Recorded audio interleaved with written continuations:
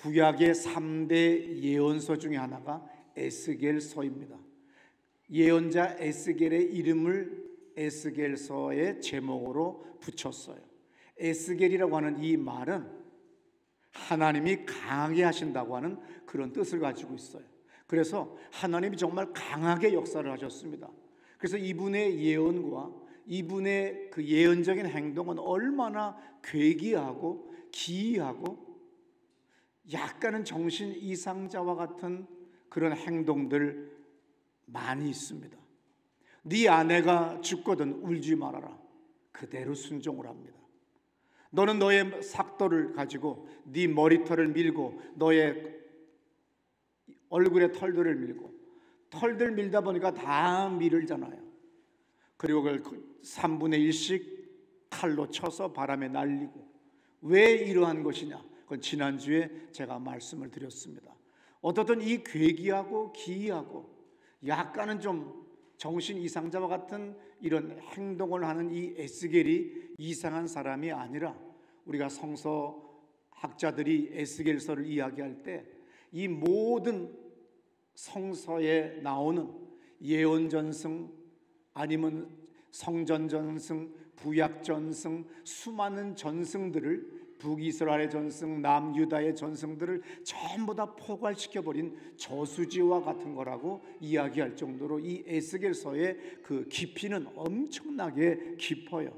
그런데 목회자들이나 교인들이 선뜻 읽기가 어려울 정도로 이상한 내용들이 많이 있기 때문에 우리가 많이 접근들을 하지를 않습니다.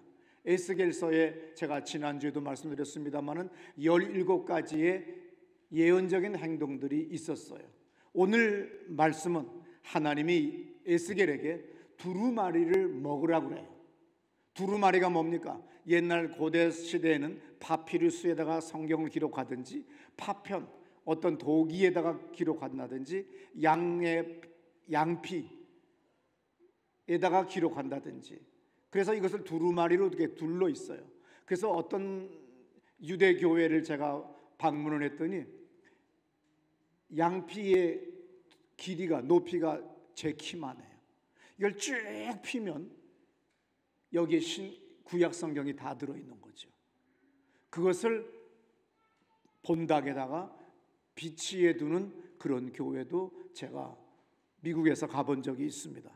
오늘 여기 3장 1절부터 3절 여러분들이 들어보시면 하나님의 말씀을 먹으라고 하는, 두루마기를 먹으라는 게 뭐예요? 하나님의 말씀을 먹으라는 뜻이죠. 또 그가 내게 이르시되 인자야 너는 발견한 것을 먹으라. 너는 이 두루마리를 먹고 가서 이스라엘 족속에게 말하라 하시기로 내가 입을 벌리니 그가 그 두루마리를 내게 먹이시며 내게 이르시되 인자야 내가 내게 주는 이 두루마리를 내 배에 넣으며 내 창자를 채우라 하시기에 내가 먹으니 그것이 내 입에서 달기가 꿀 같더라. 예, 목사의 소원 중에 하나가 뭐예요?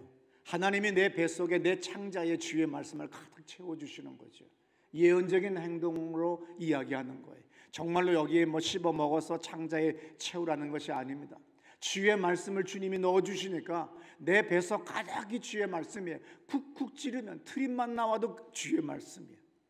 그냥 말 한마디만 해도 주의 말씀이 된다고 한다면 얼마나 놀랍겠어요. 그래서 이 창자에 가득이 채워라. 근데 이 말씀이 창자에 채워졌더니 어떻게 됐어요? 3절 끝에 보니까 내 입에서 달기가 꿀 같더라. 꿀같이 달아요. 예언자 에스겔은 두루마기를 먹고 창자에 채워진 이 말씀이 꿀같이 달더라. 어디서 들어보셨잖아요. 시편 119편에 뭐라고 써 있어요? 들어보세요. 주의 말씀이 맛이 내게 어찌 그리 단지요 내 입의 꿀보다 더 다니이다. 네, 시편 19편 10절에도 금 곧 많은 순금보다 더 사모할 것이며 꿀과 송이꿀보다 더 달도다. 예, 어느 날 이 말씀이 성령의 인도함 가운데, 성령의 조명함 가운데 이 말씀 읽으면요, 꿀과 송이꿀보다 더 달콤함을 느낄 수가 있어요. 우리가 지금 성경 전교인 필사 중에 있어요. 10년 후에 끝나실 분도 계시고 20년 뒤에 끝나실 분도 계세요. 그런데 어느 날 정은경 권사님이 성경을 쓰기 시작했습니다. 이분이 아주 집요한 분이잖아요. 성깔 좀 갖고 계신 분이잖아요. 그래서 쓰고 싶어서 열심히 쓰는데 얼마나 힘들겠어요. 어깨도 아프고 팔도 아픈데 어느 날 한 달 정도 지나니까 성경 말씀이 달콤해지기 시작하더래요. 회개의 기도가 나오기 시작하더랍니다. 그러면서 눈물도 나오더래요. 기쁨도 생기더래요. 그러면서 욥기 42장 5절 말씀에서 영이 맑아지고 피곤치 않은 가운데 이 말씀이 딱 와 닿더랍니다. 내가 주께 대하여 귀로 듣기만 하였사오나 이제는 눈으로 주를 배움나이다. 예, 말씀이 귀로만 들렸는데 이제는 눈으로 주를 배우는 놀라운 역사가 일어나는 거예요. 이 말씀이 살아 움직이는 걸 느낀다고 한다면 여러분, 놀라운 인생에 정말 놀라운 획기적인 역사가, 축복이, 형통이 일어납니다. 말씀 없이 미신적으로 기도만 하니까 되는 노릇이 없고 계속 더 깊은 웅덩이에 빠지지만 주의 말씀이 살아 움직이면요, 이 체험을 하면 놀라운 역사가 일어나요. 에스겔 1장부터 3장까지 세 개의 환상, 그리고 에스겔의 경험이 기록되어 있는데 첫 번째가 뭡니까? 폭풍 환상. 두 번째가 보좌 환상. 오늘 세 번째가 두루마리 환상이에요. 그래서 에스겔 1장에서 하나님이 나타나신 그 환상은 에스겔이 예언자로 부름받는다고 하는 서론적인 이야기입니다. 그래서 1장 1절부터 3장 15절까지 권오현 교수의 책에서 제가 읽었습니다. 세 가지는 3장 15절까지는 한 단락으로 되어 있기 때문에 이것을 따로 띄어서 설교하지 말라는 거예요. 같이 이해를 해야만이 우리는 에스겔이 어떻게 하나님의 환상을 보았고 들었고 경험했고, 그리고 예언자로서 30살의 나이에, 그것도 포로지 바벨론, 저 이스라엘에서 여기가 어딘지도 모르게 저 동쪽 나라에 끌려가서 그 그발강가에서 예언자로의 소명을 받았고 담대하게 선포할 수 있었던 그 이유는, 많은 사람이 미쳤다 조롱하고 손가락질하지만 그 담대했을 수 있었던 이유가 바로 강렬한 하나님의 말씀의 체험이 있었기 때문이라는 거예요. 하나님의 강력한 체험을 하게 되면 어떤 일이 벌어지냐면 공통적인 것들이 어안이 벙벙하거나 말을 못해요. 진짜 천국 갔다 온 사람은 말 안 합니다. 가짜들, 꿈에서 갔다 온 사람들이 자꾸 간증하러 다녀요. 진짜 천국 갔다 온 사람은 말 안 해요. 유구무원이에요. 그 하나님 창조주 그분의 압도적인 것을 경험하게 되면 말 못해요. 그래서 7일 동안 말을 못했다고 써 있습니다. 다니엘 10장 7절부터 9절에도 보세요. 이 환상을 나 다니엘이 홀로 보았고 나와 함께한 사람들은 이 환상은 보지 못하였어도 그들이 크게 떨며 도망하여 숨었느니라. 그러므로 나만 홀로 있어서 이 큰 환상을 볼 때에 내 몸에 힘이 빠졌고 나의 아름다운 빛이 변하여 썩은 듯 하였고 나의 힘이 다 없어졌으나 내가 그의 음성을 들었는데 그의 음성을 들을 때에 내가 얼굴을 땅에 대고 깊이 잠들었느니라. 예, 8절에 내 몸에 힘이 빠지고 나의 힘이 다 없어졌고 9절 끝에 내가 얼굴을 땅에 대고 깊이 잠들 수밖에 없을 정도로 강력한 임재가 있었어요. 그래서 7절에 뭐라고 그럽니까? 떨고 도망하여 숨었다고 그랬어요. 열왕기상 8장 11절에서도 제사장이 구름으로 말미암아 능히 서서 섬기지 못하였으니 이는 여호와의 영광이 여호와의 성전에 가득함이었더라. 열왕기상 8장 11절에 분명히 써 있잖아요. 여기 영어 성경에 보게 되면요, 이렇게 돼 있어요. When the priest could not perform. perform이 뭐예요? 수행한다는 뜻이잖아요. could not perform. 수행할 수 없었어요. 왜냐하면 그들의 예배를, 제사를, because, 왜냐하면 of the crowd, 구름 때문에. 어떤 구름? For the glory of the Lord, 하나님의 영광의 구름 때문에 could not, 킹 제임스 버전에서는 뭐라고 써있어요? could not stand, 서 있을 수가 없어요. 우리가 주님의 압도적인 역사를 안수를 통해서 경험해도 서 있지 못하고 쓰러져 버리고 굴르고, 어떤 사람은 하루 이틀씩이나 힘이 빠져버리고, 감기 걸린 사람, 몸살 걸린 사람처럼 나는 이유가 뭐냐면 주님의 임재를 경험했기 때문이에요. 여기 성경에서도 뭐라고 그래요? 킹 제임스에서는 could not stand, 서 있을 수가 없더라는 거예요. 나는 서서 주님께 계속 제사장의 일을 수행을 해야 되는데 서 있을 수가 없는 거예요. 신구약 성경, 특별히 구약 성경 39권 중에서 연대와 날짜를 정확하게 가장 많이 기록한 성경이 에스겔서예요. 기원전 597년에 포로로 끌려갔다고 그랬어요. 왕과 함께 끌려갔다고 기록도 있습니다. 그래서 이 에스겔에는 연대와 날짜, 이런 숫자 같은 것들이 많이 등장하고, 특별히 연대가 13개나 나와요. 어떤 성경보다도 많이 나옵니다. 왜? 개인적인 어떤 신비한 체험으로 끝날 일이 아니라 실제적으로 역사 가운데 우리의 삶의 자리에 주님이 하셨다고 하는 것을 이 에스겔은 정확하게 연대를 기록하고 있어요. 누가복음 1장에 보게 되면 이런 말씀이 있습니다. 제사장 사가랴가 그의 아내 엘리사벳과 같이 살아가는 장면이에요. 근데 어느 날 엘리사벳이 나이가 들었고 임신할 수가 없어 아이를 못 낳아요. 자식이 없어요. 무자식이에요. 그런데 때가 되어서 제사장의 차례가 됐습니다. 그래서 성소에 들어가서 사가랴가 자기 차례 때문에 제사를 드리러 들어갔습니다. 그것이 1장 8절부터 9절의 말씀이죠. 주의 성소에 들어가 분향을 하는데 중요한 건 10절 11절입니다. 모든 백성은 그 분향하는 시간 밖에서 기도하더니, 중요해요. 어떤 사람들은 제가 안수 기도하면요 이렇게 구경하고 있어요. 저 귀신 나갈까 안 나갈까, 오늘 고쳐질까 안 고쳐질까, 저런 병은 나을까. 정말 요망한 교인이에요. 네, 그래서 제가 성격 있지 않습니까? 나가라고, 구경하지 말고. 여러분, 담임 목사를 위해 기도하든지 기도 받는 사람을 위해 기도하든지 해야지 이러고 앉아서 떠들어요. 그래서 그 교회 나가라 했더니 아주 나갔어요. 저는 갈 사람 보내버려요. 아예 가라 그래요. 기도하는데 왜 구경을 합니까? 안수 기도하는데 왜 구경합니까? 그 환자를 위해 기도해든지 기도해주는 담임 목사를 위해 기도해야죠. 내 자식이 엄청난 의사가 치료할 수 없는 난치, 불치를 가지고 있는데 그게 팔짱 끼고 구경할 일입니까? 저 과연 나을까? 너 때문에 안 나가 이냐? 아이고. 너 때문에 못 고쳐. 네가 귀신 노릇해가지고 통로로 노릇해서. 구경하지 마세요. 사가랴 제사장이 자기의 때가 돼서 들어갔더니 백성은 분향하는 시간 밖에서 기도하더라.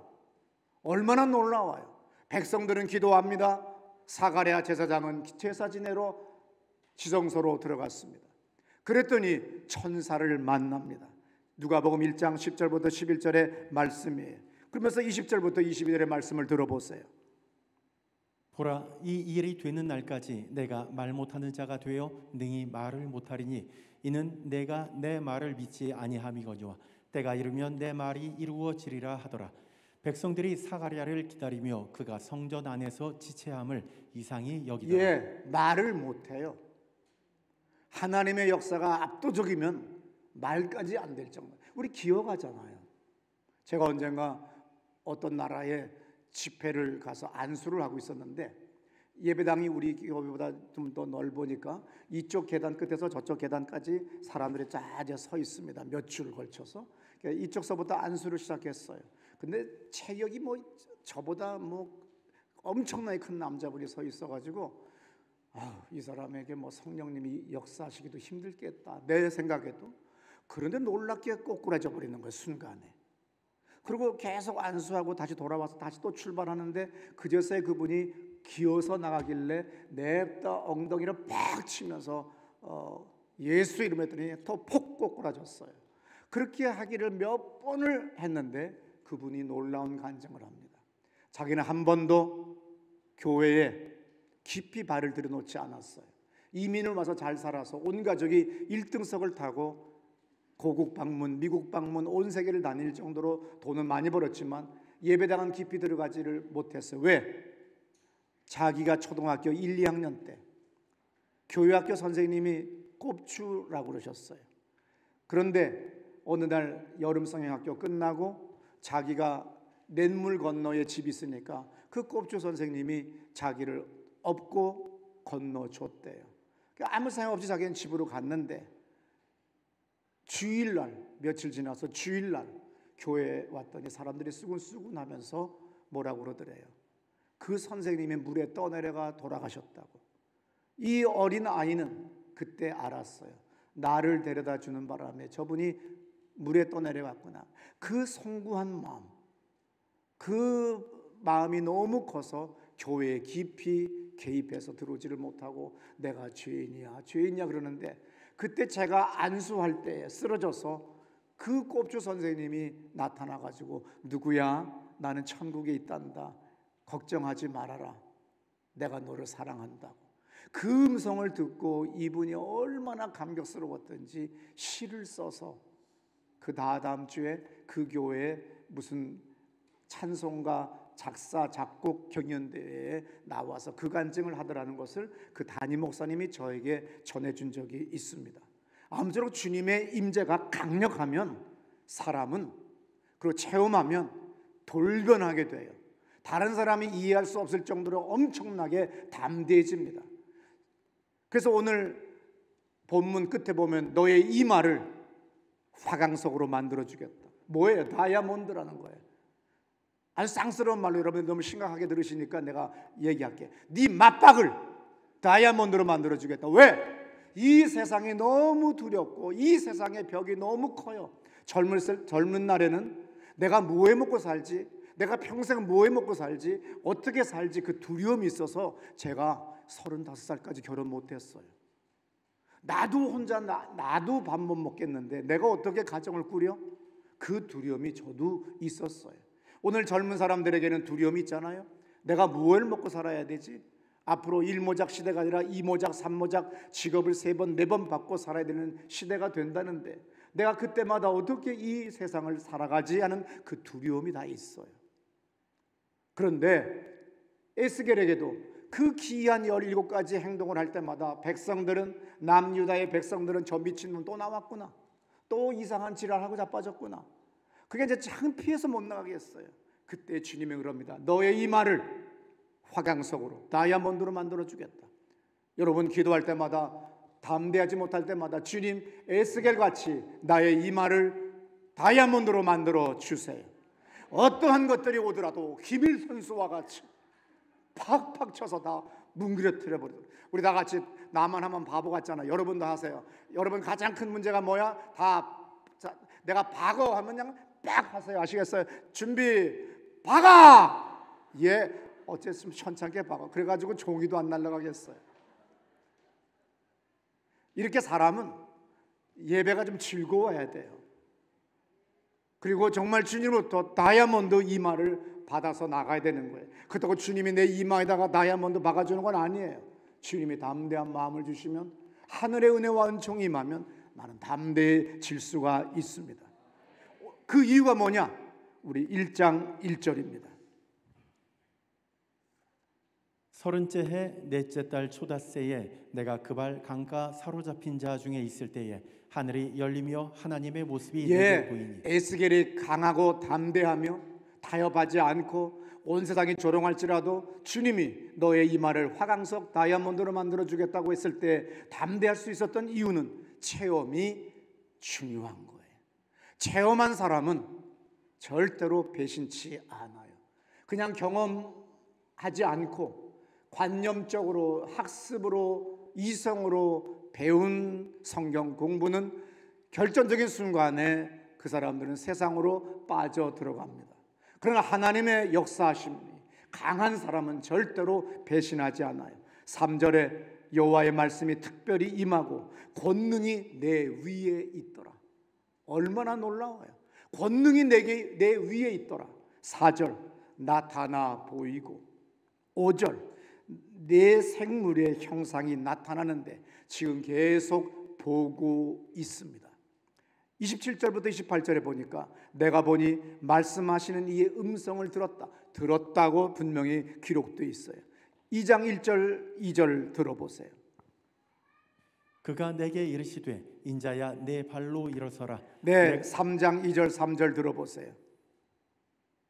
내가 입을 벌리니 그가 그 두루마리를 내게 먹이시며 내게 이르시되 인자야 내가 내게 주는 이 두루마리를 내 배에 넣으며 내 창자에 채우라 하시기에 내가 먹으니 그것이 내 입에서 달기가 꿀 오늘 같더라. 이 짧은 1장 2장 3장에서 오늘 에스겔은 봤고 들었고 느꼈고 압도된 거예요.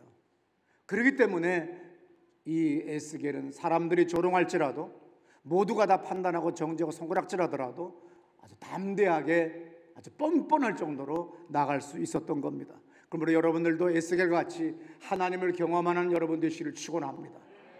예수님은 우리에게 분명히 말씀했어요. 요한복음 20장 22절의 말씀을 들어보세요. 이 말씀을 하시고 그들을 향하사 숨을 내쉬며 이르시되 성령을 받으라. 예, 성령을 받으라 그랬어요. 주님이 구원받으는 것으로 끝나는 것이 아니라 성령을 받으라고 하는데, 사람들은 공부만 하고 있지 성령을 받지를 않아요. 그분을 환영하지를 않아요. 그러면서 떳떳한 헛소리들 하죠. 옛날 우리 교회는 그러지 않았다고. 그런 무식한 소리가 어디 있습니까? 시대가 바뀐 거 아니에요. 2000년 전에 주님이 말씀하셨어요. 성령을 받아라. 왜냐하면 요한복음 16장 13절의 말씀, 그러나 진리의 성령이 오시면 그가 너희를 모든 진리 가운데로 인도하시리니 그가 스스로 말하지 않고 오직 들은 것을 말하며 장래일을 너희에게 알리시리라. 예, 이분이 우리를 진리 가운데로 인도해요. 여러분들은 점점 진리 가운데로 들어오는 것이 아니라 점점 세상으로 빠져나가는 사람들이 있는데, 그것은 성령의 인도를 받는 것이 아니라 뭡니까? 육체의 소욕을 따라서 귀신의 인도를 받는 거나 마찬가지예요. 15장 26절 요한복음 또 들어보세요. 내가 아버지께로부터 너희에게 보낼 보혜사 곧 아버지께로부터 나오시는 진리의 성령이 오실 때에 그가 나를 증언하실 것이요. 네, 진리의 영이 올 때 주님을 우리는 알게 돼 있어요. 14장 26절의 말씀 또 들어보세요. 보혜사 곧 아버지께서 내 이름으로 보내실 성령 그가 너희에게 모든 것을 가르치고 내가 너희에게 말한 모든 것을 생각나게 하리라. 예, 모든 걸 생각나게 하신다는 거죠. 언젠가 제가 어느 교인과 신방을 할 때에 그분 차를 탔습니다. 그런데 그분이 저의 20년 전 설교를 일부러 틀어줬어요. 누군지 아시냐는 거야. 그래서 신방 가면서 내 설교를 가만히 들어봤는데, 내가 어떻게 저렇게 말을 쉬지 않고 계속 저렇게 잘할 수 있을까? 저건 내 정신 가지고 한 거 아니야. 여러분, 제가 이제는 책으로 인쇄되기 때문에 할 수 없이 제가 성경을 쓰지, 설교를 쓰지, 옛날에는 설교 안 써요. 그냥 본문하고 그냥 조그만 종이에다가 몇 자 가장 중요한 내용 하나 들고 와서 설교를 하루에 3번, 4번씩 했었습니다. 그때 부목사, 전도사 시절에도 학생들이 1000명, 2000명, 3000명씩 몰려왔어요. 그게 뭐냐면 성령님이 함께 하시는 거예요. 성령님이 우리를 진리로 이끌어 주시고 또 주님이 하신 말씀을 기억나게, 생각나게 해주시는 거예요. 그래서 말씀을 전할 수 있는 거지, 내 암기력, 나의 지능과 나의 재능과 나의 이것으로는, 총명으로는 설교 못합니다. 근데 그 모든 것들을 보면 하나님이 역시 인도하신다는 걸 알 수가 있어요. 그래서 에베소서 3장 18절부터 19절에 보면 사도 바울이 우리를 위하여 기도하는데 어떻게 원한다고요? 그 예수의 사랑, 넓이, 깊이, 높이, 깊이를 깨달으라는 거예요. 우리는 그냥 성경을 보면 그냥 단면이에요. 1차원이에요. 아닙니다. 그냥 글씨가 아니에요. 이 말씀을 읽는 가운데 이 말씀이 내 창자에 채워져요. 그리고 이 안으로 들어가져지는데 놀랍게 그 높이, 넓이, 깊이, 얼마나 우주보다 더 큰 놀라운 주님의 임재, 그리고 내가 그 안에 내가 있다는 걸 알 수가 있습니다. 그래서 사도 바울의 서신에서 가장 많이 나오는 단어 중에 하나가 뭡니까? 주 안에. 계속 주 안에라고 하는 단어가 있어요. 우리는 주 안에 있다고 했을 때 정말 보잘것없어 보이지만 아닙니다. 그 안이라고 하는 건 사도 바울이 뭐라고 그래요? 에베소 3장 18절 19절의 말씀도 다시 한번 들어보세요. 너희 모든 성도와 함께 지식에 넘치는 그리스도의 사랑을 알고 그 너비와 길이와 높이와 깊이가 어떠함을 깨달아. 예, 사랑을 알고 입체적으로 그 안이 얼마나 큰지, 우주보다 더 크다고 하는 것을 믿으시기 바랍니다. 성령, 세상은 큰 교회의 갈등을 부추깁니다. 큰 교회를 타락의 악의 본상이라고 얘기를 해요. 돈 많은 사람, 부자, 재벌을 혐오감 갖게 만들고 아주 후진 인간으로 그 손가락질합니다. 가진 사람, 배운 사람, 이런 것들에 대한 공격이 아주 심한 사회에 살고 있어요. 또한 교만한 사람은 또 작은 교회를 업신여겨요. 큰 교회, 작은 교회 다 주님의 교회입니다. 다 같이 귀한 교회입니다. 그러므로 우리는 다 귀하게 여겨야 돼요. 작은 교회, 지하교회라고 해서 하나님이 안 계신 거 아니고 도리어 주님이 보양하시기 때문에 손가락질을 한 그 사람 큰 탈 날 수 있어요. 정치인이 볼 때 행정명령이라는 미명하에 깝죽거리고 명령을 계속 남발했을 때 그 최후가 어떻게 됐다고 하는 걸 우리는 두 눈으로 똑똑히 봤습니다. 그리고 또다시 우리는 수년 내에 보게 될 것입니다. 나는 가장 존경스러운 사람 중에 한 분이 민통선 안에 교회에서 30년을 넘게 목회하는 분이에요. 그의 자식을 다 거기서 태어났어요. 그리고 열 몇 명밖에 안 되는 교인들을 수요일 저녁이 되고 주일 저녁이 되면 더 다 봉고차로 실어 나릅니다. 그 민통선 안에서 30년을 넘게 목회하는 그분을 볼 때 나는 공황장애가 일어날 것 같아요. 나는 도시에서 태어난 사람이기 때문에 우리 아파트에 밤 12시가 되면 숲에 불이 꺼져요. 그러면 무서운 마음이 들어요.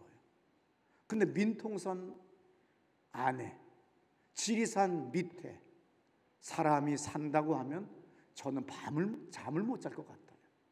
근데 거기서 30년을 넘게 목회하는 그 목사님 저는 존경한다고 그랬어요. 그래서 제가 그분 서울에 오실 때 가장 크게 대접을 합니다.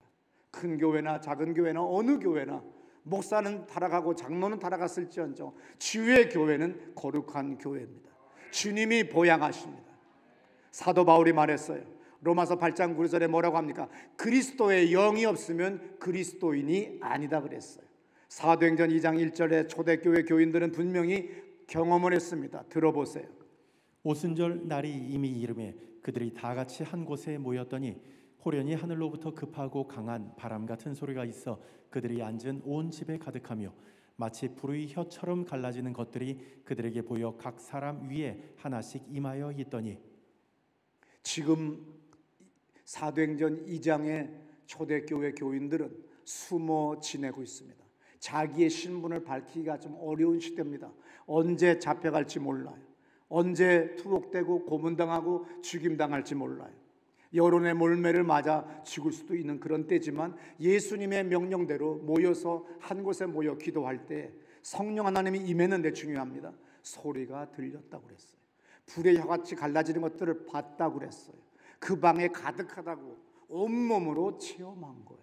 체험했기 때문에 그 즉시 나가서 예수 그리스도가 부활하신 그분이 우리의 구세주, 구약에서 우리가 그렇게 기다리고 앙망했던 메시아라고 담대히 선포하고 하루에 3,000명씩 변화되는 놀라운 역사가 일어난 것 경험한 제자들이었기 때문입니다.